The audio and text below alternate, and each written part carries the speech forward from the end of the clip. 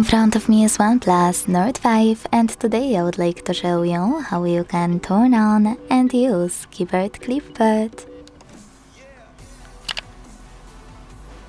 First of all, you need to access your keyboard and click on Clipboard at the top of it.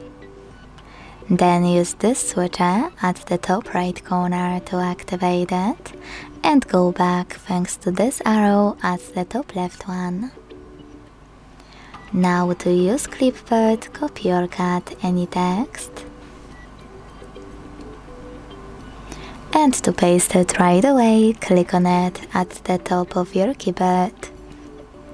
To paste it later on, but within an hour, access Clipboard again and tap on your text over here. To paste it after an hour so it won't disappear, you need to pin it. To do that, hold it and use pin icon. You can unpin it the same way.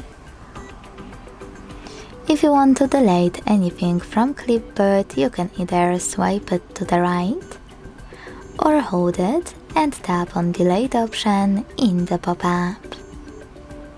Lastly, to disable Clipboard completely, use the same switcher as before. Thanks so much for watching. If you enjoyed this video, leave a like, comment and subscribe. Bye!